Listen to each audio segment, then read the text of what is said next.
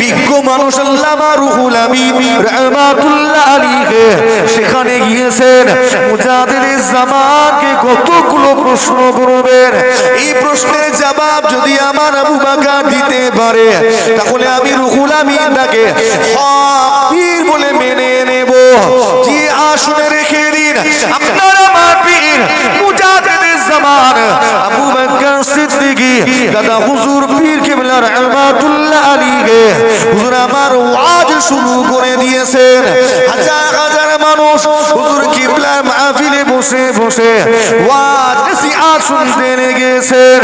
ও মুজাহিদ এমন অবস্থায় আমার আল্লামা রুহুল আমিন রাহমাতুল্লাহ আলাইহি সেই আবু বকরকে প্রশ্ন করবেন।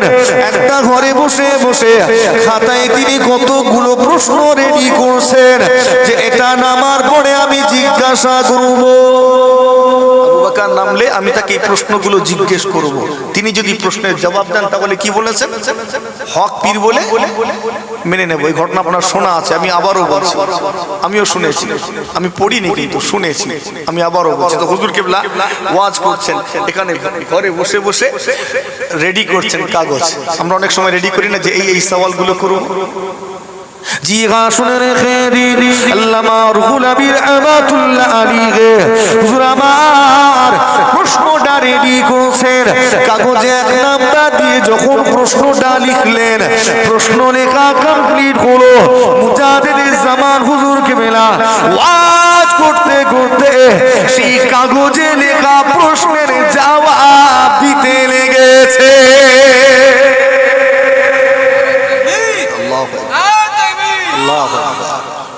প্রথম প্রশ্ন লেখা শেষ, হুজুর কিবলার জবাব শুরু। হুজুর তো অবাক হয়ে গেলেন। কাকতালীয় ব্যাপার হতেও পারে, অনেক সময় হতে পারে না? জি হ্যাঁ, শুনে রেখে হুজুর আমার 2 নাম্বার দিয়ে দ্বিতীয় নাম্বার প্রশ্নটাকে লিখলেন। যখনই খাতায় প্রশ্ন লেখা শেষ হলো, মুজাদ্দিদ জামান হুজুর কিবলা সেই দ্বিতীয় নাম্বার প্রশ্নের জবাবটা ওয়াজের মাধ্যমে দিতে লেগেছে। এটা কাকতালীয় ঘটনা ঘটতে পারে, কিন্তু একবার নয়, 2 বার ঘটনা ঘটলো। তৃতীয় নাম্বার প্রশ্ন লেখা কমপ্লিট হলো। হুজুর আমার পুনরায় সেই প্রশ্নের জবাব নিয়ে আলোচনা করেছেন। বলুন তো দেখি সেই দিনে আল্লামা হুজুর কয়টা প্রশ্ন লিখেছিলেন? জানা নেই? 3 নাম্বার 4 নাম্বার এরকম করতে করতে 7টা প্রশ্ন লিখেছিলেন আমার জানা যতটুকু। 7টা প্রশ্ন। যখন 7টা প্রশ্ন লেখা হয়ে গিয়েছে, হুজুর জবাব দিচ্ছেন, তখন বুঝে নিয়েছেন এটা কোনো কাকতালীয় ঘটনা নয়, এটা এমনি এমনি মিলে যাওয়ার ঘটনা নয়। একটা হতে পারে, দুটো হতে পারে, 3টে, কিন্তু 7টা প্রশ্ন লিখছে আর জবাব দিচ্ছেন, এটা কোনো সাধারণ ঘটনা নয়। জি হ্যাঁ, চিনতে পেরে গিয়েছেন, নিজের পীরকে খুঁজে পেয়ে গিয়েছেন। সত্যের অনুসন্ধানকারী সত্য যখন খুঁজে পায় দিওয়ানা হয়ে যায়। সমস্ত খেয়াল ছেড়ে দিয়ে পীরের দিকে ছুটে গিয়েছেন। হুজুর বিয়াদবি মাফ করে দিন, ক্ষমা করে দিন, আমি আপনাকে চিনতে পারি না, হুজুর আমাকে ক্ষমা করে দিন, আমি আপনাকে যাচাই করার জন্য প্রশ্ন লিপিবদ্ধ করেছিলাম। আপনি ওয়াজের মাধ্যমে আমার প্রত্যেকটা প্রশ্নের জবাব দিয়ে দিয়েছেন। ও মুজাহিদ, জি আসলে রেখে দিন সেই দিনে আমার আল্লামা রুহুল আমিন রাহমাতুল্লাহ আলাইহি আপনার আমার পীরের হাতে হাত দিয়ে বায়াত গ্রহণ করেছিলেন। নারে তাকবীর। তো পীর ধরার আগে যাচাই করতে হবে না? হবে না? দেখতে হবে না এই পীর কোথাকার পীর, কেমন পীর দেখতে হবে না? হবে না? আনাড়ি লোককে পীর মেনে নেব না।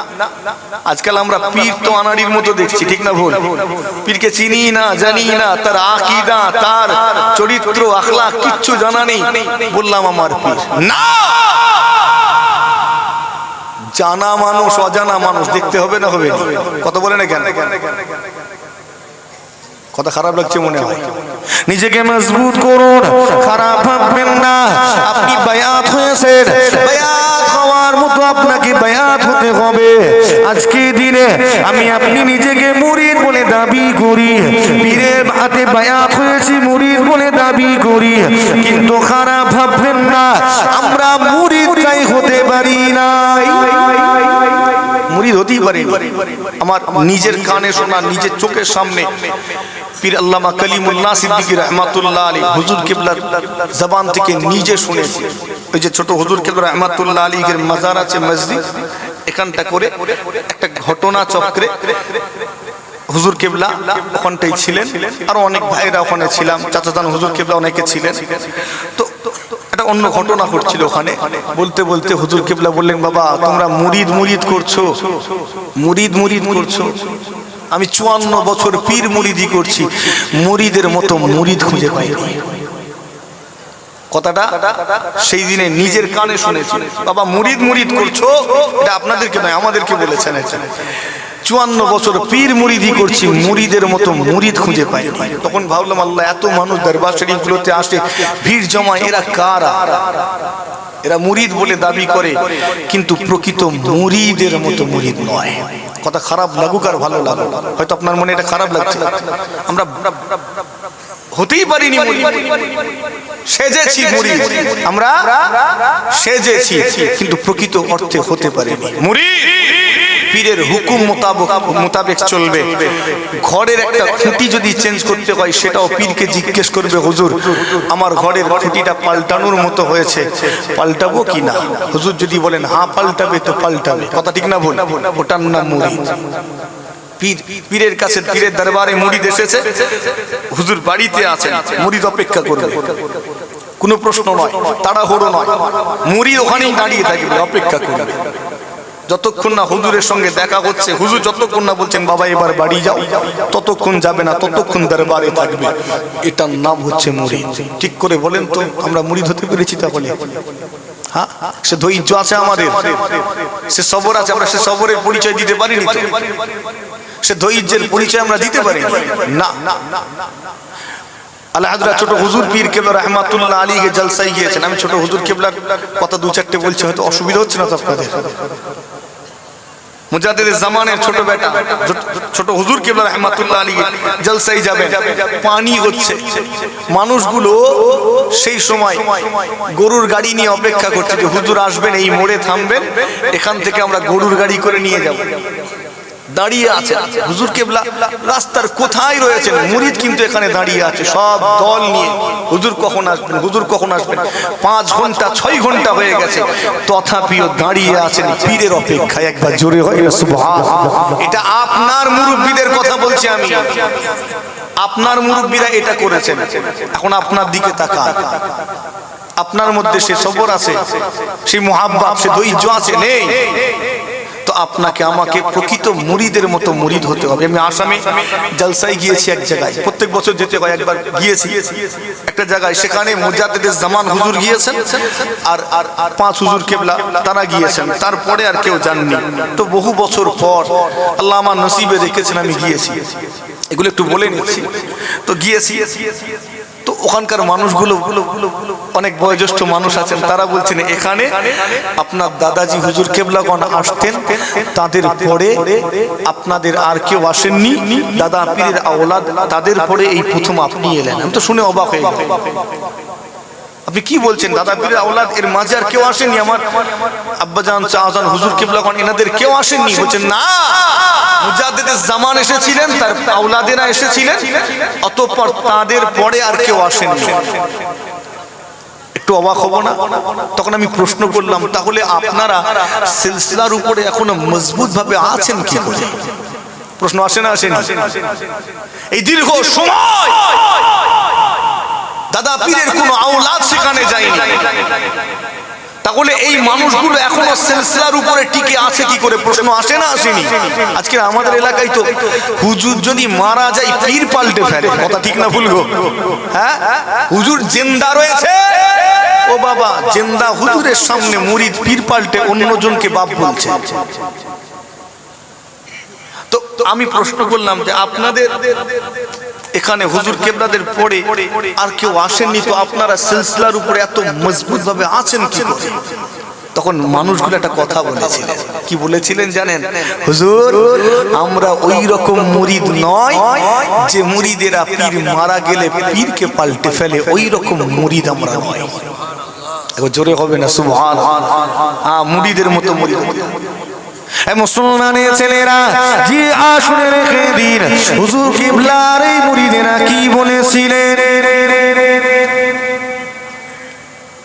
ও দাদা পীরের আওলাদ গো, আপনি এসেছেন সেই ফুরফুরা দরবার শরীফ থেকে, মুজাদ্দিদুল জামান এবং তার আওলাদেরা এখানে এসেছেন। তাদের পরে আর কেউ আসেননি, বহু বছর পরে আপনি এসেছেন। আমরা মুজাদ্দিদুল জামানের সিলসিলার উপরে মজবুত ভাবে কায়েম রয়েছি। কেন জানেন? কেননা আমরা পীরকে ভালোবেসেছি, পীরকে ধরেছি, ধরার মতো ধরেছি। আমরা এমন হাত বাড়িয়েছি যে হাতটাকে ছেড়ে দেওয়ার মতো নয়। আমরা ওই রকম সন্তান নয় যে সন্তান বাপ মারা গেলে অন্য কাউকে বাপ বলে। পীর মানে কি? পীর মানে বাপ। কথা ঠিক না ভুল? এ মুসলমান, জিগা শুনে রেখে দিন, আপনাকে সন্তানের মতো সন্তান হতে হবে, মুরিদের মতো মুরিদ হতে হবে। পীর এক বছর আসেননি আমাদের এলাকায়, তাই বলে পীরকে ছেড়ে দেব, অন্য কাউকে পীর বলবো না, না, না। আমরা এমন মুরিদ নয়। আমরা কেমন মুরিদ জানেন? আমরা পীরকে ধরেছি, ধরার মতো ধরেছি। জি হ্যাঁ, দুনিয়াতেও যিনি পীর থাকবেন, আখিরাতেও সেই পীরের হাত ধরবো, এইরকম পীর ধরা ধরেছি। মুসলমান শুনে রেখে দিন, দুনিয়াতে আপনার যার সঙ্গে উঠা বসা থাকবে, মাশারের ময়দানে আল্লাহ তার সঙ্গে হাসর করিয়ে দিবে। পীরের সঙ্গে দুনিয়াতে যদি উঠা বসা থাকে, সম্পর্ক থাকে, তো সেই পীরের সঙ্গে বিচারের দিনেও সম্পর্ক থাকবে না, থাকবে না? কথা বলে না কেন? আল্লাহর কোরআন আল্লাহ জানিয়েছেন, ইয়াউমা নাদউ কুল্লা উনাসিন বিইমামিহিম। আল্লাহ বিচারের দিনে প্রত্যেকটা মানুষকে তাদের ইমাম সহ ডাকবেন। একবার জোরে হয় না সুবহানাল্লাহ? আল্লাহ নিজে জানিয়েছেন, বিচারের দিনে আমি প্রত্যেকটা মানুষকে তাদের ইমাম সহ ডাকবো। তো আল্লাহ আমাদেরকেও তো সেই দিন ইমাম সহ ডাকবেন। কথা ঠিক না বল? আমাদের ইমাম অন্য কেউ নয়, জামানার ইমাম মুজাদ্দিদুল জামান। একবার জোরে হয় না সুবহানাল্লাহ? একবার জোরে হবে না সুবহানাল্লাহ? এবার দরুদ শরীফ, আল্লাহুম্মা সাল্লি আলা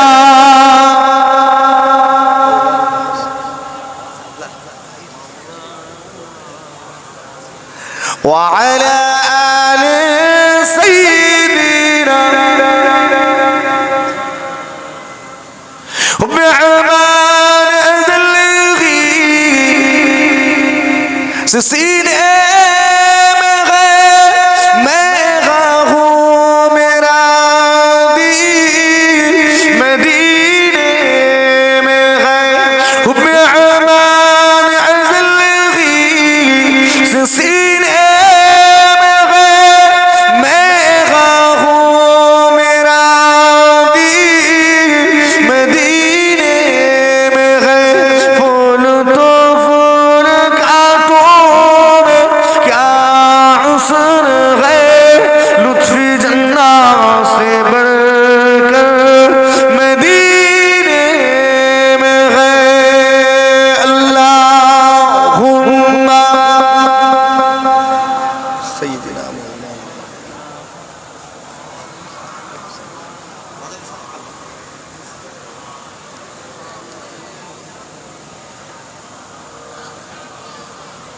আমার দিনদার ইমানদার ভাই, নেককারওয়ালা পরহেজগার মুমিন মুসলমান ভাই জানেন, রমজান শরীফ মাস চলছে, রোজা রেখেছি। জি বলেন, খুব বেশি টান দিতে, খুব বেশি চিল্লাতে পারবনি, সব শুকিয়ে কাঠ হয়ে আছে, বুঝতে পারছেন? এবার আমি আজকে গাড়িতে ইফতার করেছি, আমাকে এখানে আসতে হবে, দরবারে আসতে হবে, তো বাড়ি থেকেই খাজুর নিয়ে বেরিয়েছি। তো মোটামুটি আমি জানি ইফতার আজকে রাস্তায় করতে হবে। আমাকে বলছিলেন যে ভাই আপনি তো আগে আগে চলে আসেন, এখানে ইফতার করবেন। তো ইচ্ছা ছিল, কিন্তু জুমার দিন দরবার শরীফে মেহমানজন আসে, সেদিকেও খেয়াল রাখতে হয়, তো ওগুলো সামলে মোটামুটি একটু দেরি হয়ে গেল। আল্লাহ আনিয়েছেন তার দরবারে, শুকরিয়া। হুজুরের দরবারে এসেছি, আমি দুটো কথা আলোচনা করলাম, আপনাদের রাগটা হয়নি তো? এখানে দেখেন ওয়াজ নসিহত তো সব শোনা হচ্ছে, একটু আলোচনা করে নিলাম। আল্লাহ আমাদেরকে যেন মুরিদের মতো মুরিদ করেন। আমরা ওই রকম নয় যে হুজুর আসেননি বা হুজুরকে কাছে পাইনি বলে হুজুর ছেড়ে দেবো, না, ধরেছি ধরার মতো, কথা ঠিক না বলি? ওই রকম মুরিদ হতে হবে। আল্লাহ আমাদেরকে ওই রকম মজবুতি বানিয়ে দেন, আমাদেরকে ওই রকম কামেল মুরিদ বানিয়ে দেন, বলি আল্লাহুম্মা আমিন। লম্বা করবো না, আর আসেন সকলে মিলে আল্লাহর হাবিবের দরবারে একটু মুহাব্বতের সালামে নজরানা পেশ করবো। ইয়া নবী সালাম।